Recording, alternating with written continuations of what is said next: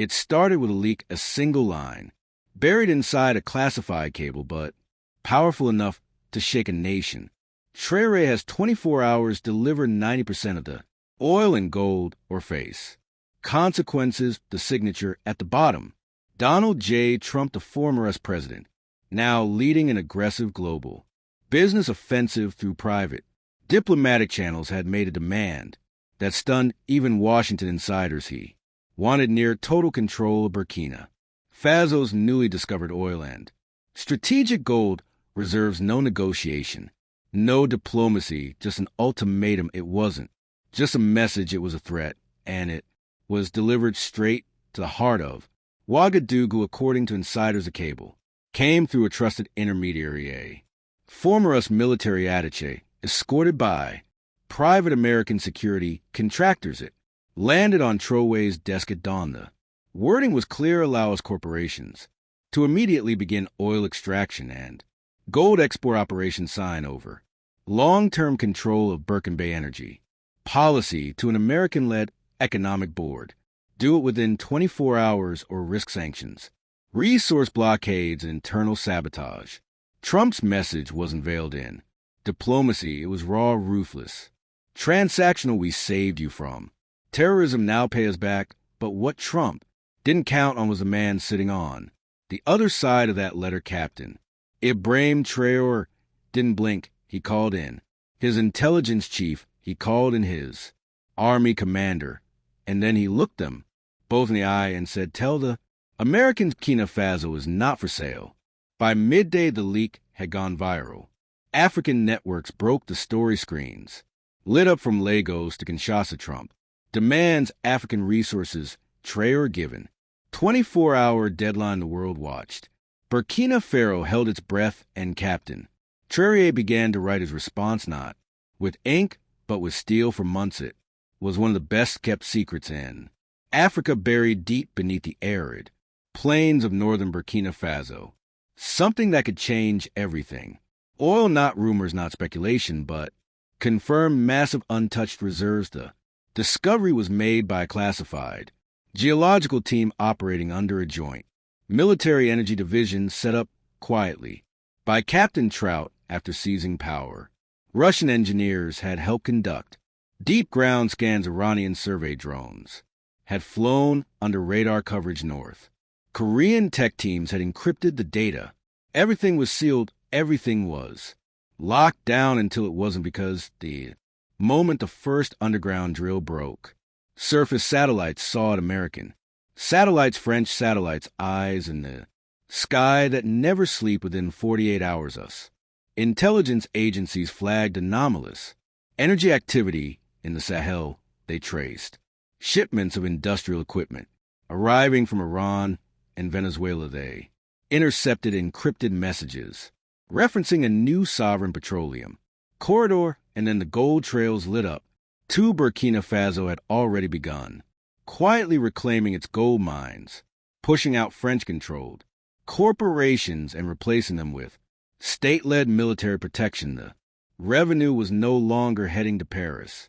It was going straight to a Burkina Faso development fund. The US knew what this meant: a country with oil and gold not owned by Wall Street, not controlled by Paris, not begging the IMF, but defended by rifles and flags. That wasn't just a threat, it was an example. And that's what scared them. They didn't just want the resources, they wanted to stop the model from spreading before Mali, Niger, Chad, or Congo followed suit. That's when the calls started from Exxon, from Chevron, from Washington, all asking the same question: how do we shut this down before it becomes another Libya? But this time, African-owned. The answer came quickly.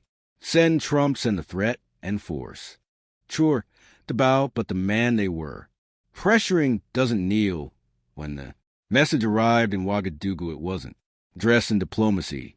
It came wrapped in arrogance, the language of empire, disguised as business. Trump's team delivered it like a business deal, but make no mistake, this was a negotiation.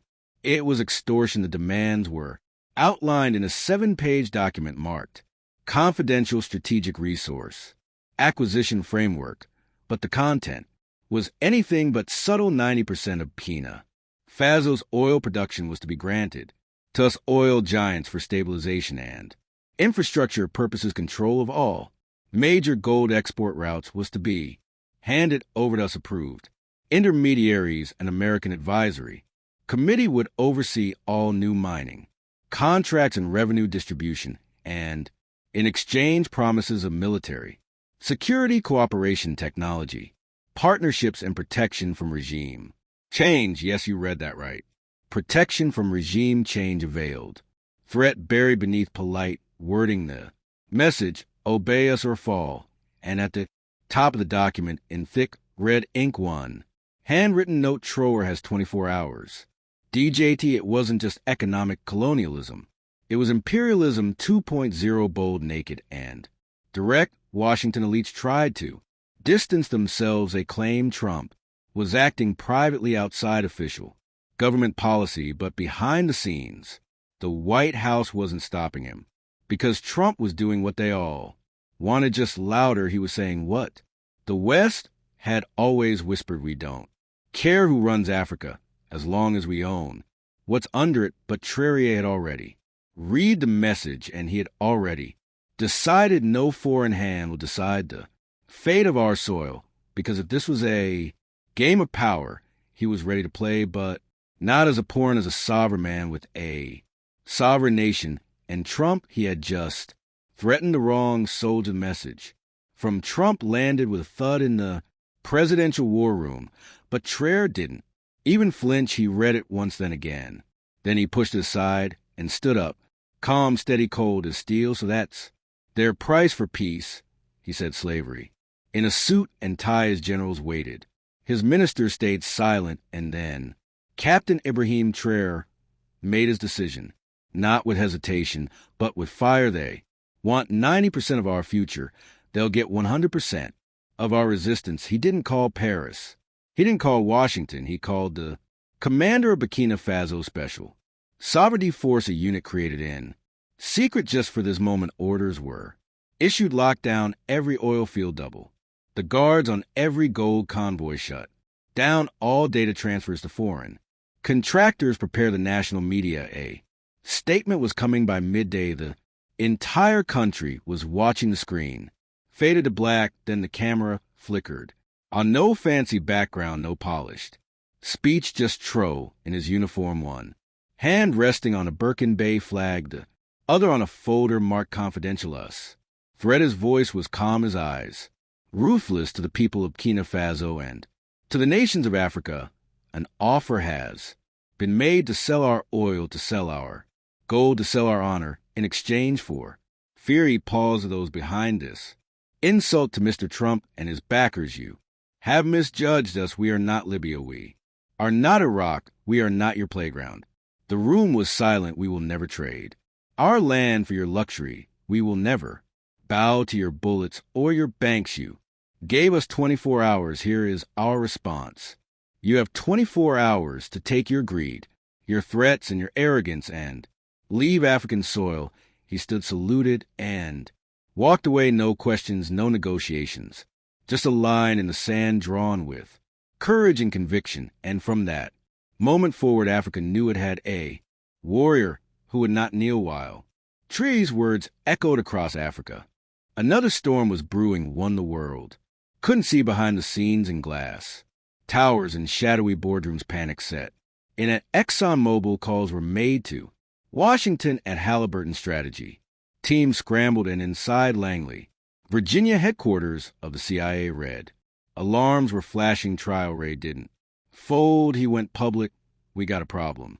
This wasn't just about Burkina Faso anymore. This was about a dangerous precedent, a sovereign African leader, backed by military power, defying the Western economic system and surviving, and worse, being celebrated for it. So the pressure campaign intensified. CIA operatives increased their presence in West Africa. Surveillance drones flew tighter patterns over Burkina's oil and gold corridors. Fake social media accounts launched whisper campaigns against Traoré, calling him unstable, extreme, even mentally unfit. Private contractors from a notorious Intelligence firms were reportedly spotted near the Ghana border there.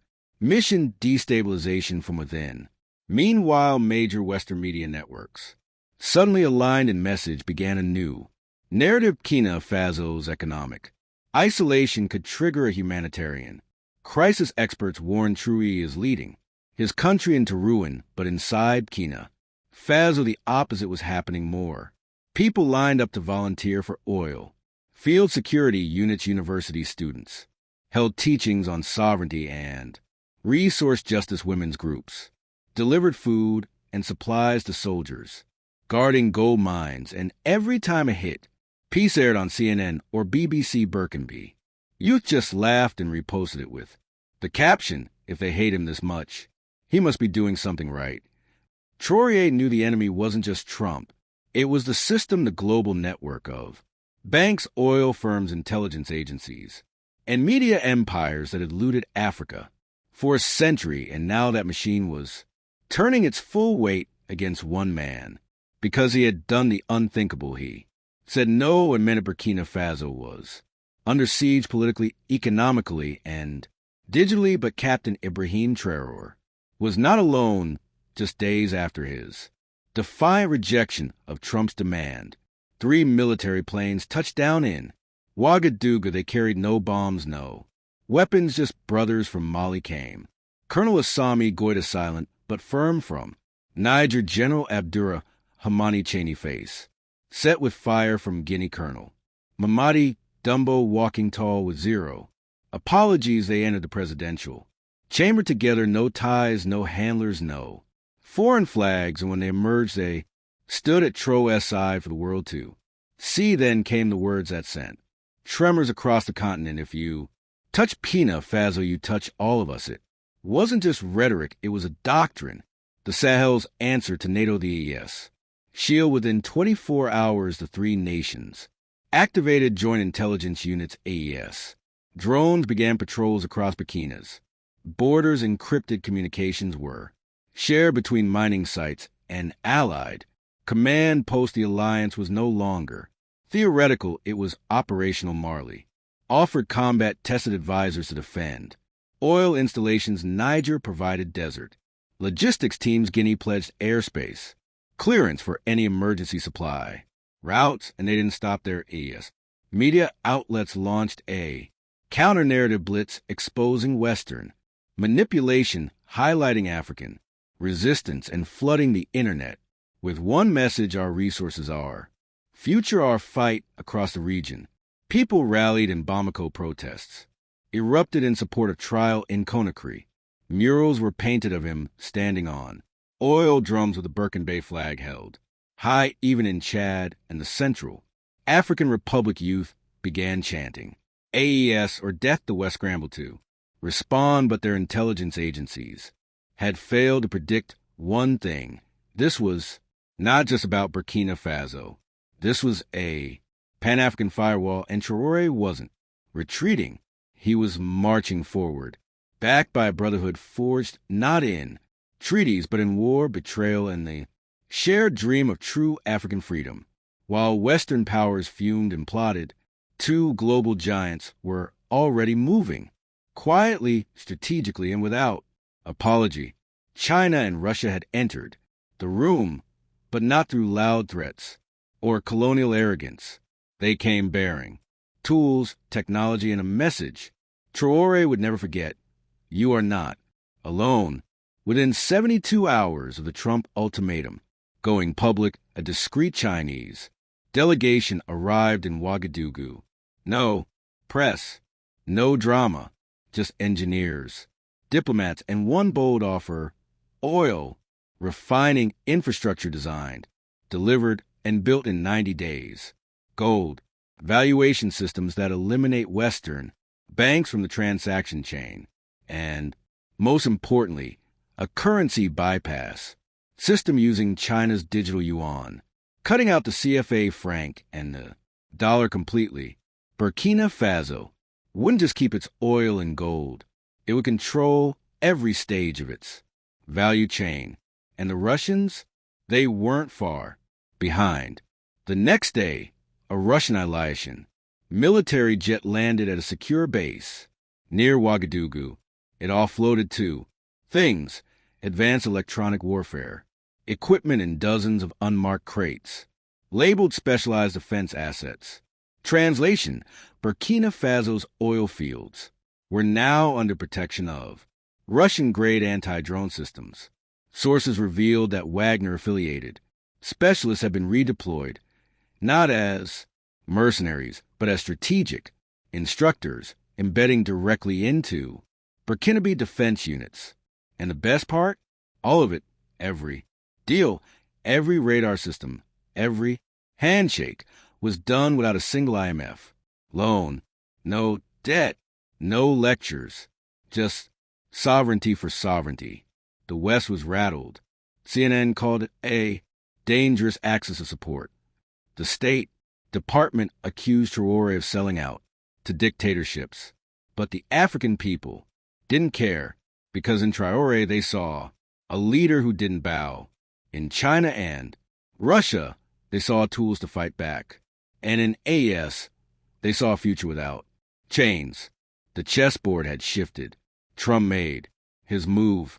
But now Traoré had two powerful players on his side, and the empire's playbook was falling apart. By now, Traoré had done the unthinkable. He had defied a U.S. ultimatum, exposed a global power play, and rallied China, Russia, and half of West Africa behind him. And in America, the media exploded. CNN flashed red banners. Burkina Faso threatens U.S. strategic interests. Traoré aligns with Russia. And China. Fox News went further. Traoré must be stopped. African. Strongman threatens Western energy. Security. Every panel was packed.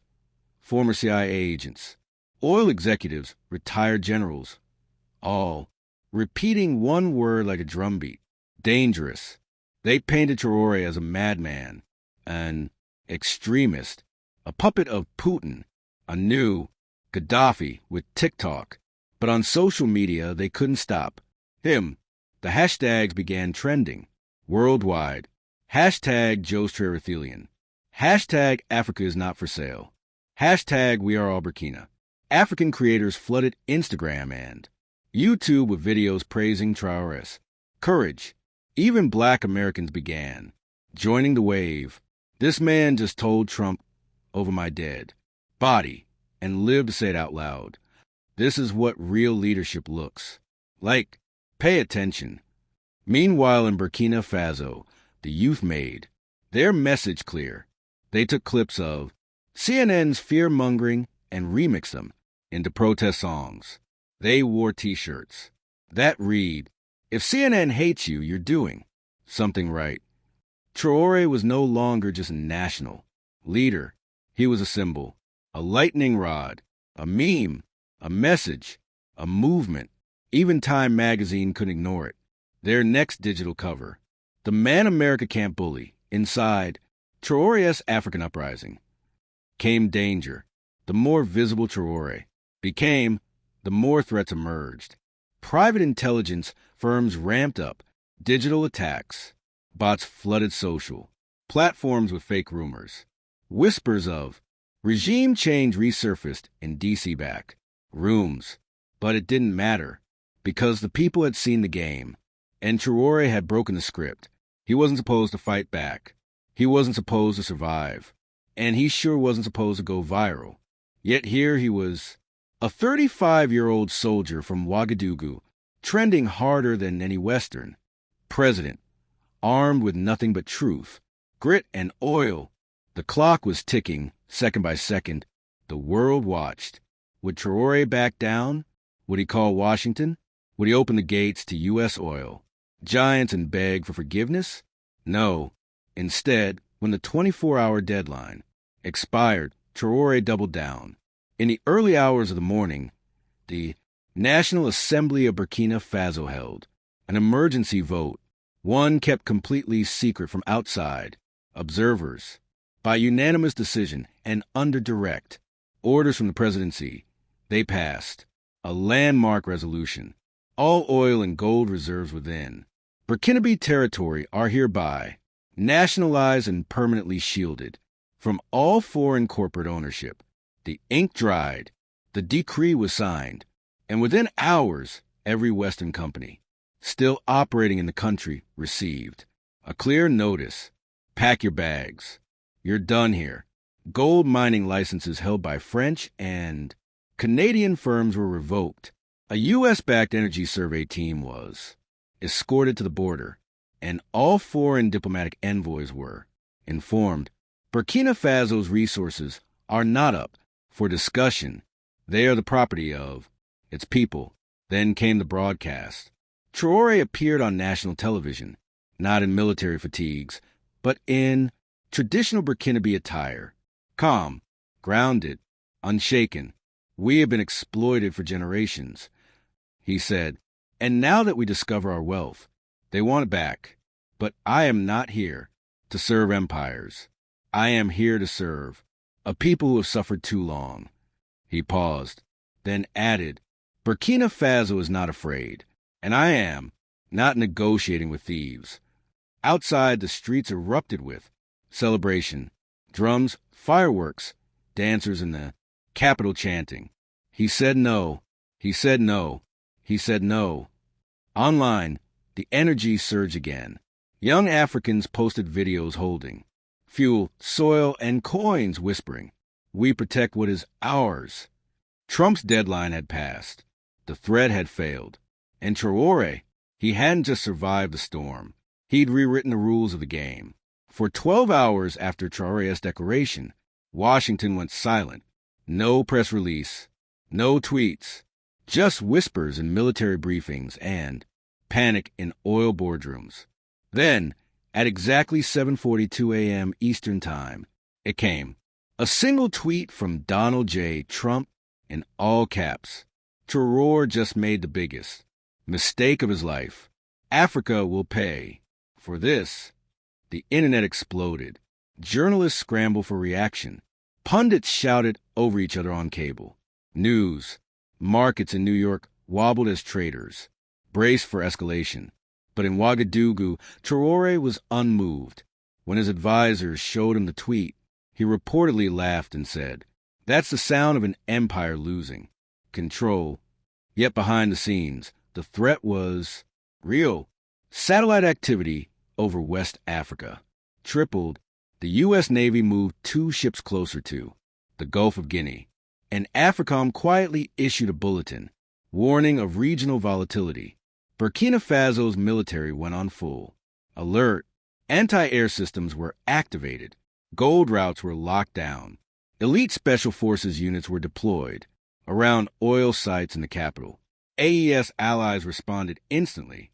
Mali sent armored vehicles across the border. Niger repositioned air defense radar to cover shared skies. Guinea announced a joint rapid response pact, pledging direct retaliation for any act of foreign aggression against Burkina Faso. Then something unexpected happened. Across Africa, citizens, not governments, took action. In Nigeria, South Africa, Kenya, Senegal, thousands rallied in front of U.S. embassies. They weren't just protesting. They were daring the empire to try. Signs read, "Touch Traoré and you touch us all." Africa is not your minefield. Keep your democracy. We'll keep our dignity. Back in Washington, Trump was reportedly furious that his threats weren't working. And the final blow, a video posted by Traoré, just 43 seconds long, went viral globally. He looked directly into the camera and said, "This is not just about oil. This is not just about gold. This is about the soul of Africa. And I would rather die standing than live kneeling." The video was reposted 12 million times in under 24 hours. Even former African presidents began breaking silence, calling Traoré the beginning of a new generation. The world held its breath. But Africa began to breathe again.